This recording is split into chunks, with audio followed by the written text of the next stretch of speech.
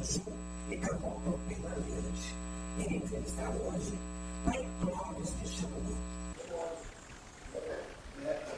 Sua bênção, Pai Clóvis. Que essa bênção seja para todos nós, que o nosso Pai nos abençoe e a nossa Mãe nos levante, nos mantenha de pé. Ô céu, ô céu. Pai, é uma grande satisfação estar aqui. Em primeiro lugar, eu gostaria de lhe agradecer a oportunidade de você abrir este ler e nos receber para que a gente possa se levar aos nossos ouvintes do programa de Babalaô para Babalaô um pouquinho desta bagagem, um pouquinho deste conhecimento que você carrega ao longo desses anos da sua vida. Eu gostaria que você se identificasse um pouquinho, né, e falasse um pouco de toda essa sua trajetória e de todas essas grandes funções, porque você exerce no Batuque do Rio Grande do Sul algumas funções extremamente importantes como sacerdote de santo. Inicialmente eu posso dizer que nós estamos comentando há pouco antes de começar as gravações, né, da importância que tem de nós valorizarmos e não abrirmos mão, não esquecermos da nossa responsabilidade que nós temos naquilo que nós falamos, naquilo que nós escrevemos, porque são mensagens que vão ficar para os nossos sucessores, para os nossos descendentes, né?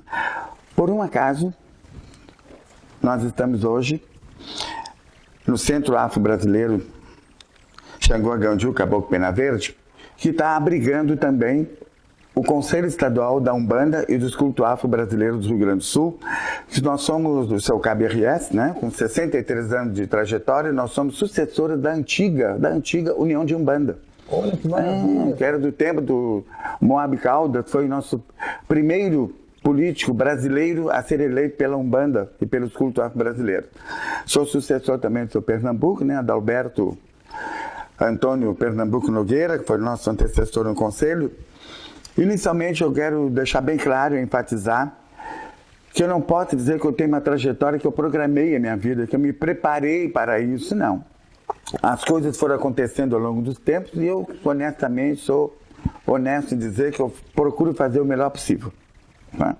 Eu te digo assim, eu sou conselheiro geral do Conselho Estadual, né, da Umbanda dos Cultos Afro-Brasileiros do Rio Grande do Sul. Sou também do Conselho, membro e integrante do Conselho Diretor do nosso Conselho Estadual do Povo de Terreiro, que é presidido pelo nosso irmão Babadiba da Imanjá. Eu sou integrante do Grupo de Diálogo Interreligioso de Porto Alegre, o GDIRPOA, que é uma instituição ímpar no mundo, é o único lugar do planeta onde nós temos um grupo, uma instituição voltada e vivenciada pelo diálogo interreligioso. Porto Alegre tem essa primazia, além de mostrar para o mundo, de questionar para o mundo que o outro mundo é possível, pode até não ter dito até hoje de como o outro mundo é possível, mas Porto Alegre lançou essa possibilidade. E Porto Alegre tem a primazia de sediar o Grupo de Diálogo Interreligioso de Porto Alegre. Paralelo a isso tudo, também por injunções da vida, caiu no meu colo, e eu procuro fazer o melhor possível. Eu sou o coordenador do Colegiado Setorial de Culturas Populares da Secretaria de Cultura do Estado do Rio Grande do Sul, da SEDAC, né, que hoje é presidida, né, hoje é pelo secretário Vitor Hugo. Então, nós temos um trabalho importante nesse sentido, já abrimos um edital, abrindo espaço para projetos referentes à cultura popular no Estado, onde eu defendi e defendo que existe todo o elitismo daquilo que é clássico e daquilo que é erudito. E as pessoas esquecem que tudo que hoje é clássico e erudito, incluindo a nossa medicina tradicional, a nossa engenharia, a nossa arquitetura, isso tudo foi normatizado, mas foi surgido, oriundo, tudo isso aí, da cultura popular. Nós não temos cantores clássicos, temos cantores de ópera, cantores de câmara, né? Atores, atrizes clássicos. Nós também temos isso no nosso meio popular. Qual é a diferença no mérito entre os nossos músicos, das nossas, que nós chamamos de orquestra, do nosso batuque, da nossa umbanda, do nosso candomblé, da nossa pagelança, da nossa quimbanda? Qual a diferença no desempenho, né, e na qualificação desses nossos atores, desses nossos artistas, nossos músicos, para com os clássicos e os eruditos? Os nossos escritores, nós temos aí Pai Mozart, que escreve maravilhas, nós temos Jorge Verardi, que sabe falar né? Nós temos a nossa irmã Vera Soares, que sabe defender a nossa religiosidade. Nós temos o Olumide Betinho, que sabe falar sobre a nossa religiosidade. Nós temos Reginete Bispo. Nós temos gente maravilhosa na nossa religiosidade. Citar a todos é impossível, com certeza, nessa hora nós vamos esquecer alguns. Babadiba também. Babadiba, que é uma liderança incontestável da nossa religiosidade. E eu posso dizer assim, ó, que nos cabe muito mais, vou repetir isso sempre, pesa mais sobre nossos ombros a capa da responsabilidade do que propriamente a capa da vaidade. E eu peço e prezo e vou pedir aos nossos irmãos que vamos nos conter quanto à nossa ostentação.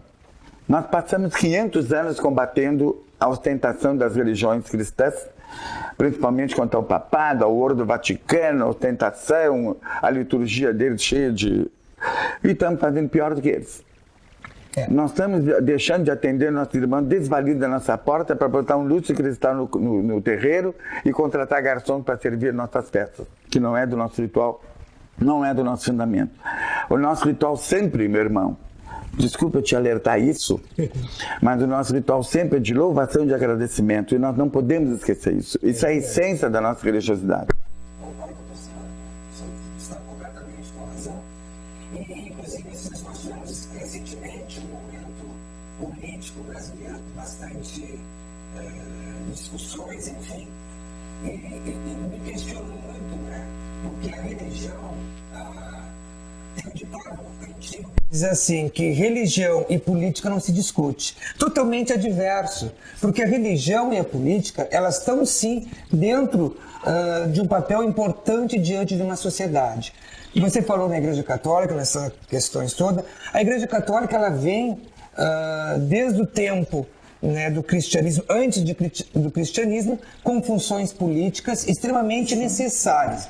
Agora eu lhe pergunto, pai Clóvis, por que nós, africanistas, temos tanta dificuldade de eleger, de colocar diante do poder público, diante dessa comunhão política, lideranças da nossa religião?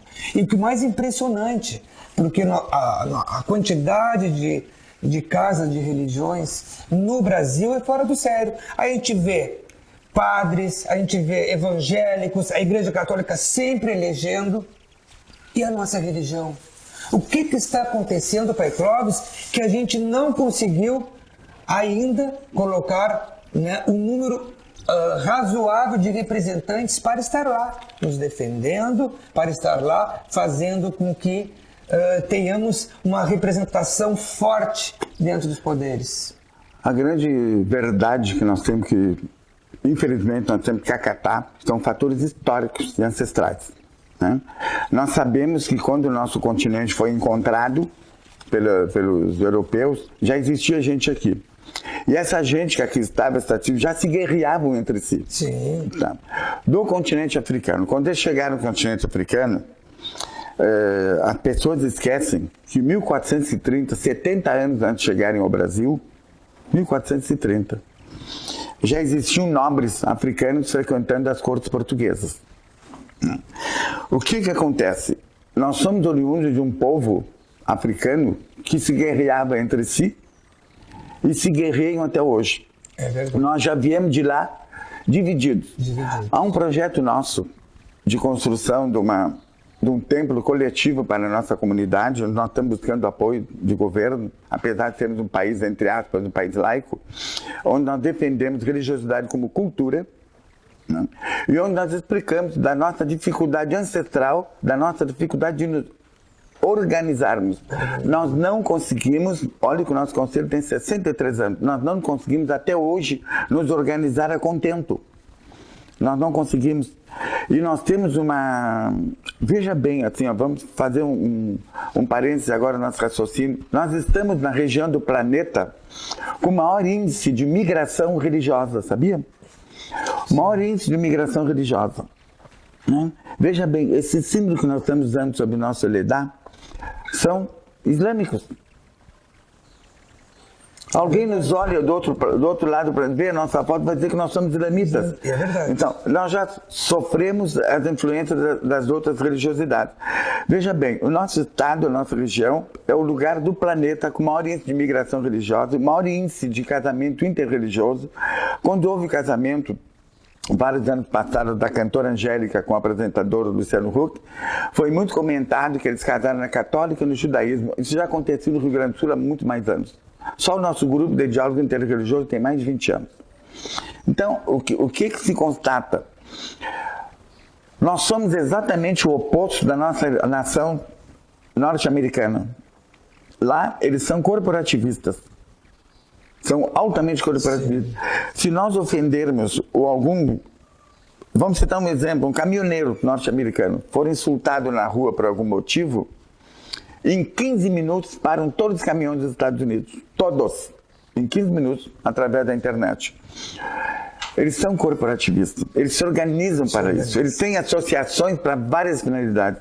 O cidadão norte-americano, ele faz parte, cada um deles, no mínimo de 10 associações de instituições diferentes, com várias finalidades. O que acontece entre nós? Já é histórico. Brigadiano não vota em brigadiano. Homossexual não vota em homossexual. Mulher não vota em mulher. Mulher não vota em mulher. Negro não vota em negro. Então, por quê? Porque nós temos uma espécie... Já existia, desde o tempo antes de Elis Regina, já se dizia que gaúcho, para fazer sucesso aqui, teria que sair do Rio Grande do Sul para depois ter sucesso fora do estado. Pouca gente sabe que Nelson Gonçalves, o cantor nacional, é gaúcho. É verdade. As pessoas esquecem. Nós temos já uma dificuldade ancestral, tendo em vista que nós já fomos ensinados atavicamente, ancestralmente, a sermos divididos. Os porões dos nossos navios já vinham com várias tribos, para que não houvesse comunicação entre eles. E é dessa miscigenação que nós temos no Brasil a religião dos orixás, com suas várias vertentes. Nós temos o candomblé, nós temos a pagelança. Mas o que acontece? A pagelança é de origem indígena, mas tem influência africana sobre ela. E o que acontece? Que nossos irmãos esquecem.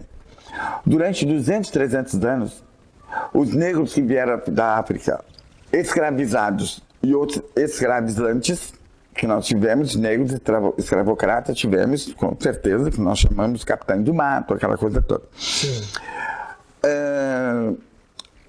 Dentro disso que eles trouxeram, além de ter trazido as várias culturas diferenciadas, a mesma tribo, veja bem, a mesma tribo, a mesma nação, vamos chamar nação africana, que veio para Salvador, Recife, Maranhão, Rio de Janeiro, veio 300 anos depois para o Rio Grande do Sul, mas já veio com outra evolução. Até na sua língua, nos seus costumes, porque veja bem, tudo evolui, nenhuma cultura permanece estática. É verdade, pai. Não concorda comigo? Concordo plenamente. Então, assim, o que é o candomblé? O candomblé é a louvação do orixá da nação Queto, da Angola, né, e outras nações lá. Depois vieram algumas para o Rio Grande do Sul. O que nos diferencia? Essa que vieram para o Rio Grande do Sul, as nossas nações, ficaram isoladas, porque não existia rádio, televisão, jornal, telefone, né? Ficaram isolados do resto do país.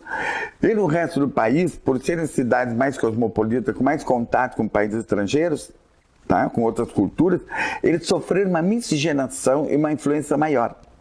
E hoje nós temos, sabidamente, rituais de candomblé, tá? Voltado apenas para o turista ver. Nós sabemos disso. E é assumido isso, né? Faz uma espécie de folclorização do ritual, baseado na ritualística, porque onde nós constatamos o que no Rio Grande do Sul? Esse nosso isolamento, né, geográfico, fisicamente geográfico, nos manteve uma certa pureza, vamos chamar assim, né? Nós não temos outro termo em português. Manteve uma certa pureza, uma certa coesão. Tá? E o que redundou disso tudo assim? O que nos diferencia do restante do Brasil em relação às outras nações?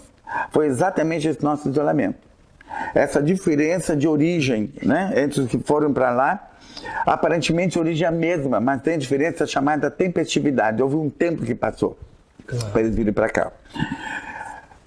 Nós sabemos assim, ó, das nossas divergências, sim. Nós sabemos da nossa diferença, sim. Uma vez, nós temos recebido na Prefeitura de Porto Alegre uma filha da Oxum, se referindo ao prefeito sobre a nossa comunidade, ela disse: nós já havíamos dividido do continente africano. Nós somos diferentes. E eu prego, nosso irmão, prego a todos assim, já passou da hora, então, mas ainda é o momento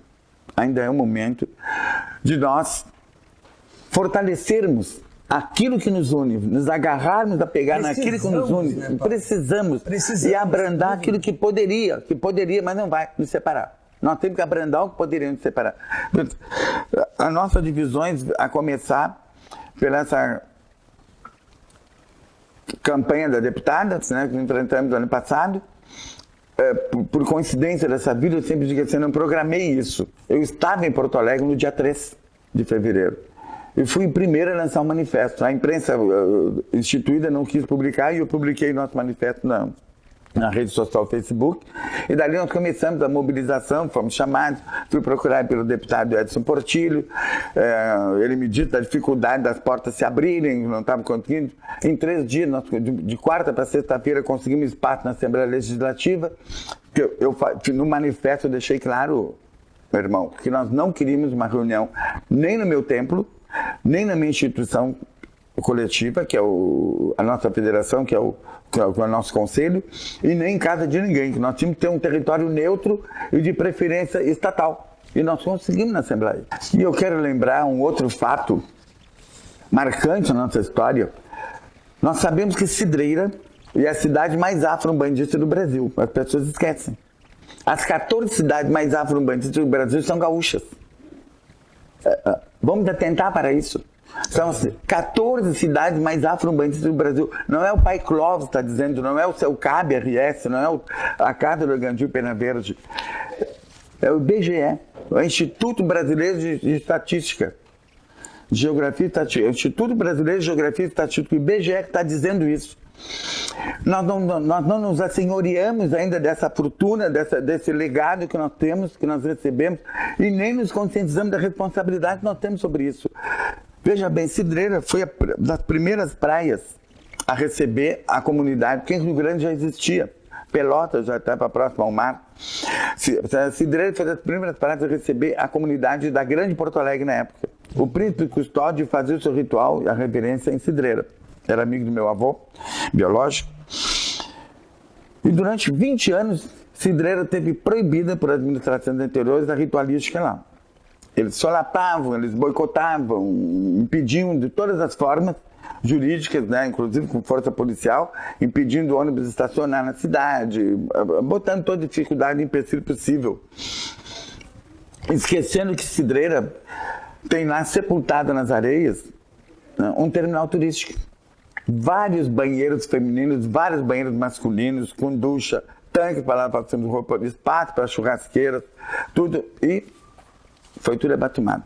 20 anos de Cidreira perseguiu, a administração de Cidreira perseguiu o nosso ritual. Nós conseguimos resgatar esse ritual em 2005. Eu assumi o conselho dia 26 de setembro, dia 3 de outubro para a eleição, dia 5 ou 6 eu liguei para o prefeito eleito de Cidreira na época, e a gente conseguiu resgatar, e nós já iniciamos, na arrancada pelos dados da Brigada Militar, nós já arrancamos em 2005 com 40 mil afro-bandistas retornando às praias de Cidreira. E aquela imagem que está em Cidreira, meu irmão, é justo que se constate, é um trabalho do Conselho, junto à administração de Cidreira. Nós fizemos um apelo, fizemos um dossiê, montamos uma pasta com fotos, com relatos, com os dados da Brigada Militar, com os dados da Polícia Civil de lá, com as fotos, as manifestações dos deputados, dos senadores que estavam no nosso palanque já em 2005. Isso rodou para o Brasília até o ano passado. E o atual prefeito ainda, que ainda está no poder, ele nos disse no palanque que iria sim construir o monumento, que estava esperando as verbas federais e o monumento lá está. Mas fica registrado, aquele trabalho, aquela imagem que lá está, não é o que nós queríamos essa imagem saindo do mar e na beira d'água, não conseguimos, nós não tivemos força política suficiente para fazer um pedestal semelhante ao pedestal que apoia as guaritas de salva-vida. Porque o IBAMA alega que nós não podemos impedir o trânsito da areia que vem do mar. Né? O vento traz a areia do mar para o continente, mas nós podemos ter construído o pedestal, não é o nosso, mas a imagem lá está, e é um trabalho do Conselho Estadual da Umbanda e dos Cultos Afro-Brasileiros do Rio Grande do Sul, não é apenas do Pai Clóvis, o meu conselho está nessa frente. Meus parabéns, Pai Clóvis, eu acho que tudo aquilo que vem para somar, para mostrar a nossa religião com respeito, com amor, com carinho, é extremamente importante, porque a nossa religião hoje, ela está muito carente de mostrar ela com amor, com respeito. E principalmente respeito ao sagrado. Porque ultimamente, Pai Clóvis, a gente tem visto tanta coisa que o senhor, que é bem mais antigo do que eu nessa caminhada, que levanta essa bandeira afro-bandista, com certeza deve muitas vezes se perguntar, se questionar, e não só dos nossos próprios irmãos, mas também de uma sociedade, que foi o caso que aconteceu o ano passado, né, da deputada querendo abolir a sacralização e a imolação do nosso culto. Em função disso, pai, eu gostaria que você falasse um pouquinho, e como estamos falando também de evolução, eu quero que você fale um pouquinho desta parte da sacralização, né, e imolação, da importância deste ritual nas religiões de matriz africana, bem como é que você vê e como vai ser o futuro da nossa religião diante de todas essas questões que estamos enfrentando atualmente? Eu posso te pensar que nós vamos enfrentar muitas dificuldades. Já em 2005, na celebração da abertura da Semana Estadual da Iemanjá em Cidreira, em 2005, nós lançamos uma campanha que acabou se tornando permanente. Uma campanha de conscientização ecológica ambiental, onde nós estamos implorando aos nossos irmãos, levem o barquinho até o mar, benza esse barquinho com a água do mar, e traga o barquinho para sua casa, traga a Iemanjá para sua casa. Não deixe a Iemanjá jogar na praia como lixo. Exatamente, pai. Vamos benzer as águas. Vamos derramar champanhe nas águas? Vamos derramar perfume nas águas? Vamos. Mas tragamos essas garrafas, essas embalagens de perfume de volta. Ou até mesmo, vamos benzer o vidrinho de perfume na água da Iemanjá e trazer esse perfume da Iemanjá para a nossa casa, para a nossa vida. Vamos levar velas para a Iemanjá e trazer para acender essas velas no nosso congá, no nosso quarto santo. Vamos sim fazer a sagel com canjica cozida para a Iemanjá, vamos, mas já dentro d'água para alimentar os peixes. Não há necessidade de nós poluirmos e transformar nossa oferenda em lixo. Porque nós estamos fazendo a nossa oferenda lixo para a natureza. E o orixá está onde? Está na natureza. O orixá é natureza. O orixá é natureza, então temos que... E nós pregamos assim, aí que está, gostei de ouvir essa lembrança, nós pregamos sempre que a natureza que é o nosso altar. Claro. Não é o nosso quarto santo, é a natureza o nosso altar. O Ogum está nas matas, Iemanjá está no mar, o Oxum está nos rios, e assim por diante. O reino dos nossos orixás, meus irmãos, está na natureza. Na natureza. Então nós, diante de toda essa evolução que estamos vivenciando no planeta, e essa evolução exige sim que tenhamos respeito. Não vamos deixar de fazer os nossos rituais, mas vamos fazer de maneira que não vamos poluir o meio ambiente, que não vamos fazer com que falem mal de nós. Exato, assim, ó, tu colocaste para nós há pouco sobre a palavra evolução. Eu sempre digo assim, ó, a religiosidade, a essência da nossa religiosidade, ela se preserva, ela se mantém. Claro. Mas tudo evolui. Tudo evolui. Nós evoluímos, não existe uma mudança, mas existe uma evolução. Quanto à sacralização de animais, por que nós somos combatidos? Porque muitos dos nossos irmãos expõem animais mortos nas ruas, nas praças, nas praias, desnecessariamente. Né? Não há necessidade. Desculpa, não há necessidade de expor. E nós sabemos que despojos que sobram, ossos, as vísceras, pele, couro dos animais, ou nós plantamos no nosso pátio, ou nós plantamos no mato, em algum lugar que tenha mato que possa fazer isso, ou nós entregamos no rio, entregamos no mar, para que sirva de alimento aos peixes. Porque o que nós não devemos é ofender os demais. Que religiosidade é essa que nós temos, que vai ofender os irmãos humanos que não são da nossa tradição? E o continente africano foi um continente que, na inocência, sem o uso da pólvora, Os nossos ancestrais acolhiam informação dos outros povos. Acolhiam. Quando conheciam outros povos, eles adotavam o inquice, o vodum, o orixá, alteravam um pouco a nomenclatura, mas a essência era preservada. Eles conviviam, de uma certa forma, com os Jede, com o estrangeiro, né, que é o Jede, eles conviviam pacificamente. Por que nós não podemos conviver com nós dentro da nossa cidade? E quanto às nossas divergências históricas, eu estou percebendo nas últimas informações nas redes sociais um certo preconceito de alguns negros para com os sacerdotes brancos, esquecendo que na minha pele branca se esconde o negro. Com toda certeza. Tá? Na minha pele branca eu tenho um negro, eu sou descendente de indígena e sou descendente de africano. Apesar da pele clara, 20 minutos de sol, eu já viro o negroide. Meu pai dizia assim, pai, o negroide já fica... E mesmo que não fosse, pai... Mas aí que mas aí que esquece nossos irmãos negros de se orgulhar da sua ancestralidade, da sua ascendência, porque essa tradição, essa cultura, ela é tão massiva e tão maciça, tão consistente que ela ombreou com as demais, ela resistiu e está se impondo. Porque hoje, no nosso cadastro, nós sabemos que o afrodescendente ele é minoria dentro do afro-brasileiro. Por quê? Porque a cultura deles aqui se impôs. E a grande verdade, meu irmão, a gente pode constatar uma coisa, eu sempre digo deduzir uma coisa muito perigosa, mas se constatar o existente, nós podemos constatar, né? Onde é que a nossa cultura de matriz africana se preservou? Foi na religião.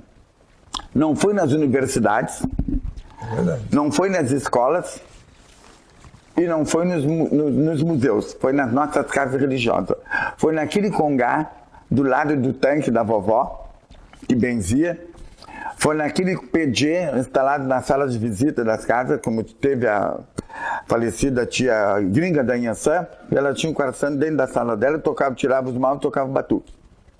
Até hoje tem casas que fazem isso. Tem casas que funcionam assim até hoje, nem todo tem espaço físico. Nem todo então, mundo assim, tem espaço físico. Entre tantas batalhas que nós temos a vencer, tantas demandas a serem supridas, tantas necessidades a serem preenchidas e supridas, nós temos que fortalecer o que nos une e abrandar aquilo que poderia nos separar. Veja bem, no início da nossa conversa foi colocadas as funções que eu exerço. Isso. E eu vou confessar de público, que eu sempre digo, eu não programei nada nessa vida. Eu não tenho uma trajetória como Babadiba da Imanjá, como Sandra Lee, que eu estava esquecendo, que é a nossa secretária executiva do Conselho de Povos de Terreiro. Eu não tenho uma trajetória combativa como Reginete Bispo. Eu não tenho uma trajetória político-partidária combativa e militante como Jorge Berardi. As coisas foram caindo no meu colo e eu fui fazendo e continuo fazendo o melhor que eu posso, o melhor que sei. Agora, eu não renuncio a nada, eu não ponho nada na porta do vizinho. Inclusive, na coordenação do Colegiado Setorial de Cultura Popular do Estado, eu estava com o Marcelo do Agelu, que está nos assessorando no Conselho, e nós combinamos já no início da reunião. Nós não podemos pegar mais nenhum cargo, nenhuma função, nenhum cargo, nós já estamos. E a reunião se conduziu toda, que acabou eu como coordenador. Não houve, conduziu tudo, tá? Foi tudo conduzido. Até porque, pai, além de todas essas funções extremamente importantes, porque precisamos sim de babalorixás e de adorixás que assumem a frente de algumas funções. Você ainda tem o seu Ilê, seus Iaôs, né? A sua Umbanda que você aqui trabalha ainda, né, pai? Então tem que achar um tempinho para tudo. E muitas vezes os irmãos acabam criticando e trazendo problemas desnecessários. Veja a vitória, nós tivemos aqui nesse Ilê. Quem quiser ver no Facebook, nós conseguimos fazer a abertura da Semana Estadual de São Miguel do Xangô, que nós temos a famosa enchente de São Miguel do Xangô no Rio Grande do Sul, nós temos as reduções jesuíticas, né, com o nome de São Miguel no Rio Grande do Sul. E nós tivemos uma vitória, assim, incontestável essa vitória. O primeiro marco no Rio Grande do Sul, né? Já havia acontecido antes, mas marcou muito dessa vez também. A banda da Brigada Militar tocou aqui dentro, na frente desse congá, ao lado desse PG. A banda da Brigada tocou, fez a abertura com o hino nacional. Aí declaramos aberta a Semana Estadual de São Miguel do Xangô, encerramos com o hino rio-grandense e depois ele, para nos cumprimentar, a banda tocou aqui dentro, mais uma vez, o hino da Umbanda. Quer dizer, os nossos mais velhos choravam, alguns passaram mal, tiveram da água gelada, borrifar as criaturas, porque eles têm uma lembrança de serem perseguidos pela Brigada Militar, né? Claro. Soldados da Brigada Militar negros na época que eram obrigados a invadir os terreiros de seus primos, seus irmãos. Sim. Então, assim, nós estamos vivendo outro tempo e nós temos que valorizar essas conquistas, cimentar isso, nós temos que resgatar em nós, ou incutir em nós, uma coisa chamada cumplicidade. Porque a cumplicidade, eu prego sempre, a cumplicidade ela é irmã gêmea. Aliás, a cumplicidade é o cimento da amizade. A cumplicidade é o cimento da amizade. Porque nós temos duas irmãs gêmeas que são muito maléficas para nós, que é a omissão. A omissão, sim, é a irmã gêmea da cumplicidade. No momento que nós nos omitimos, nós estamos sendo cúmplices. Nós estamos fortalecendo o inimigo. Essa é a grande verdade. E, ao mesmo tempo, a cumplicidade é o cimento da amizade. Nós temos que aumentar nossa cumplicidade. Nós não podemos permitir o avanço das filosofias que são contra nós. Nós devemos, sim, respeitar sempre o outro, mas nós também temos que ter atitude digna, porque se nós queremos digna, nós temos que ter postura, nós temos que ter posicionamento, porque às vezes os mais jovens que dizem, eu não sou respeitado. Só um pouquinho. Respeitabilidade é conquista, não é imposição. Tem que ter atitude, tem que ter comportamento, tem que ter posição, tem que ter posicionamento, tem que ter uma coisa chamada ética, né? Fundamental. Fundamental, porque veja bem, o linguajar de algumas pessoas qualifica o que elas são. Exatamente. Se usarmos termos chulos, se usarmos termos pesados, pornográficos, termos que a palavra pessoa diz bagaceira, né, no caso, vai revelar quem nós somos. Existe momento da brincadeira? Sim. Existe momento da confraternização? Sim. Tem hora do churrasco com cerveja? Sim. Um que bebeu demais, nós vamos ajudar a botar a cabeça debaixo da água fria? Tem importância, são nossos irmãos. Agora, existe a hora da formalidade e do sério. Nós não podemos fazer isso dentro da nossa ritualística. Misturar o nosso ritual de Exu com bebedeira. Misturar nossas festas com festa pagã, com ostentação. São coisas diferentes, né, pai? São coisas diferentes. E às vezes a gente está percebendo que está sendo misturado tudo. Muito misturado. Infelizmente, nós temos dificuldade na abordagem para com essas pessoas. Porque, veja bem, as pessoas estão me perguntando por que prolifera, por que prospera tanto o culto aos Exus, que estão fazendo com corte. Eu até hoje não sei onde surgiu o ritual de formar corte para Exu. Eu não sei. Eu comecei na religião em 1959, eu não sei, mas eu digo assim, ó, onde começou não se sabe, mas para que tanta ostentação? E a minha explicação, por quê? Exu canta e dança, fala em português, não passa por provas, não é questionado. Quanto mais mundano for, existe mais fundamento é porque está pé no chão. Agora, se vestir de Maria Antonieta e Luís XV, é resgatar o terror os anos de terror que viveu o continente europeu. Nós estamos refazendo a figura dos nossos algozes.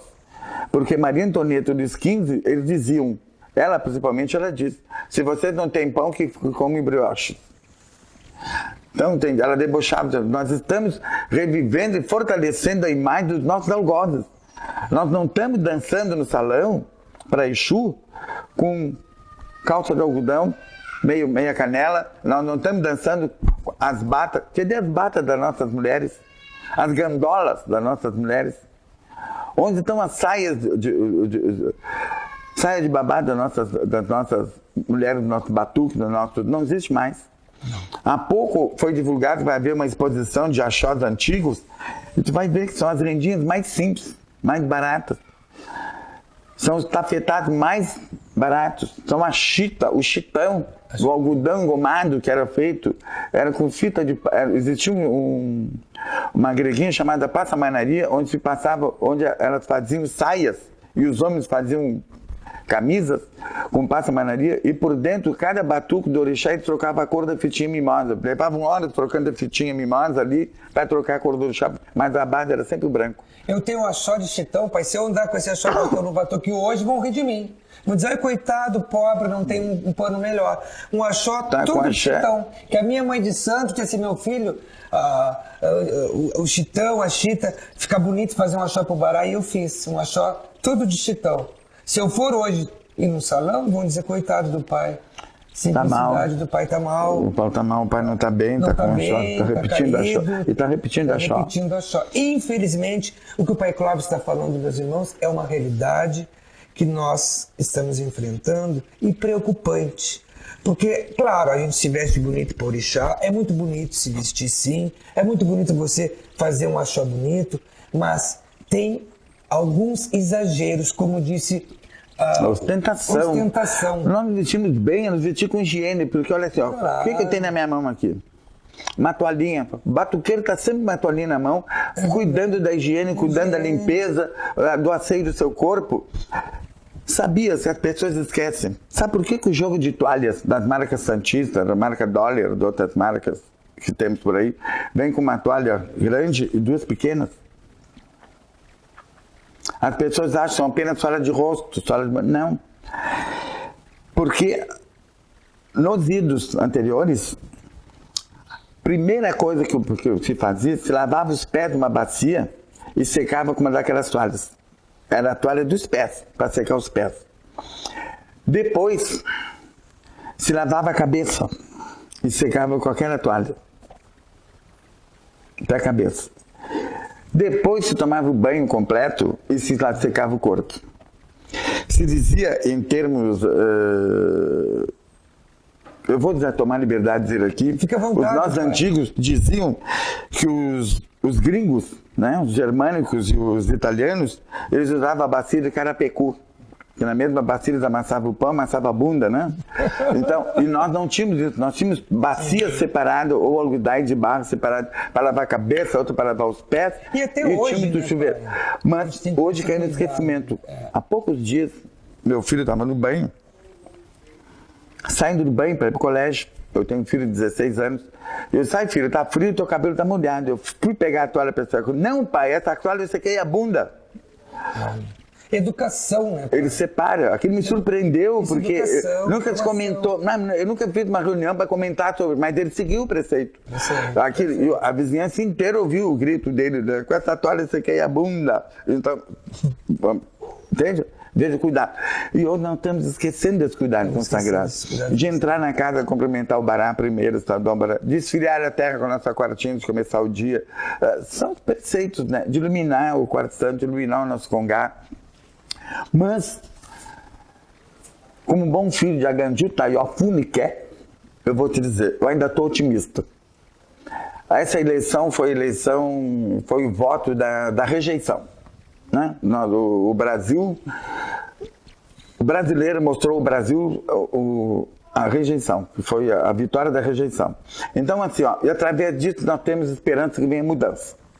Eu não sou filiado a nenhum partido político, porque eu me recuso a ser de uma parte, eu sou de todo, não é demagogia, eu sou de todo.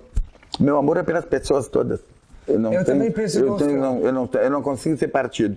Fui cobrado essa madrugada. Me emocionei, chorei bastante, claro, tudo na madrugada aqui. Eu fui, como se diz em bom português, até admoestado. Eu fui chamado à censura. Se o senhor tivesse candidatado, nós teríamos ganho. Eu disse, mas como está me dizendo isso? Porque o senhor não tem bandeira política partidária. Sim, mas eu teria que me filiar a algum partido, mas nós iríamos atrás. Eu me acho assim, sem vocação para a carreira política partidária, porque eu sou, como eu digo, eu sou de todo, né? Mas nós vamos ter que repensar, nós vamos ter que ver como faremos para as próximas eleições. Agora nós vamos ter eleições federais e estaduais, nós vamos ter que reavaliar e rever como é que nós estamos nos portando.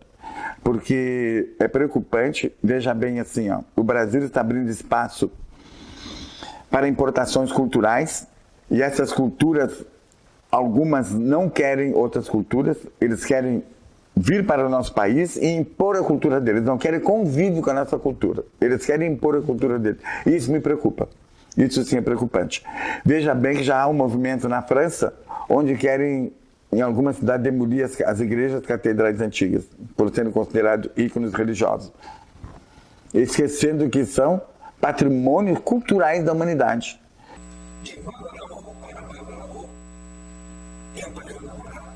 Agradeço de coração essa entrevista.